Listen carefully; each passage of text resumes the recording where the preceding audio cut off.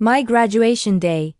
It was supposed to be one of the proudest moments of my life. I'd worked so hard, pulled all-nighters, stressed over exams, all leading up to this one day. I imagined my mom in the crowd, her face beaming with pride as I walked across that stage to get my diploma. It was a picture I'd held in my mind for years. The morning of the excitement was electric. My friends and I were buzzing, taking pictures in our caps and gowns, adjusting our tassels. I sent my mom a text. "It's starting soon. Can't wait to see you." Her reply came back almost instantly. "Hey honey, so sorry, something came up. My friend is having a last-minute BBQ, and I promised I'd bring my famous potato salad. I won't be able to make it. So proud of you though. We'll celebrate later." I stared at my phone. A BBQ. She was skipping my graduation, a once-in-a-lifetime event, for a barbecue. Not an emergency, not a sudden illness, but a social gathering with potato salad. The air went out of my lungs. My friends noticed my face fall. "What's wrong?" they asked. I couldn't even say the words out loud. It felt too ridiculous, too hurtful. "Nothing," I mumbled. "Just, my mom can't make it." Walking across that stage felt hollow.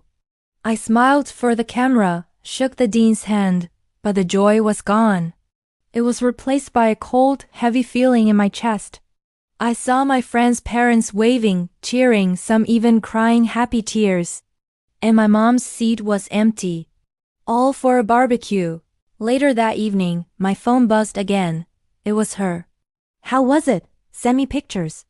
"The BBQ was great. Everyone loved my potato salad." I read the message, and then I read it again. A wave of something I couldn't quite name washed over me. It wasn't just anger, it was a profound sense of disillusionment. It felt like in that moment, our entire relationship was recalibrated. I saw with painful clarity where I stood in her list of priorities. And it was somewhere below potato salad. So I did something I'd never done before. I didn't reply. I didn't yell, I didn't cry, I didn't send an angry text back explaining how hurt I was. I just put my phone down and said nothing. The next day, another text. "Hello? Everything okay?" I read it, and I ignored it. A few hours later, a phone call. I let it ring until it went to voicemail. "Hey, it's me. Just checking in. Call me back." The messages kept coming over the next few days. They went from cheerful and casual to confused, then concerned, and finally a little frantic. "Are you mad at me? I don't understand why you're not answering. Please just tell me what's wrong." This was new for us. Usually I was the one reaching out, making plans, bridging any distance. If I was upset, I'd say so immediately, and we'd argue or talk it through. But this time was different. The hurt was so deep that words felt pointless. How do you explain to your own mother that she chose a picnic over your life's milestone? What words could possibly make that okay? My silence wasn't a punishment. Not really. It was a consequence. It was the natural result of her action. It was me finally dropping the rope I had been holding on to so tightly for so long. The rope of trying to make her see my worth, of seeking her approval, of placing her on a pedestal she clearly didn't want to be on. About a week into my silence, a package arrived. It was from her. Inside was a graduation card with a gift certificate and a long, handwritten letter. In it, she wrote that my silence was deafening. She said it had forced her to really think about what she'd done. She admitted there was no excuse. She said she'd gotten so used to me being the responsible, understanding one that she just took it for granted that I'd be okay with it. She wrote, "I thought, oh, they'll understand, but I never stopped to ask myself if I should be asking you to understand something so thoughtless." The letter was a start. It was the first time she had ever truly acknowledged her own behavior without making excuses. But the truth is, something had broken that day. My silence had created a space for me to reevaluate things. I realized how much energy I had been pouring into a one-sided relationship.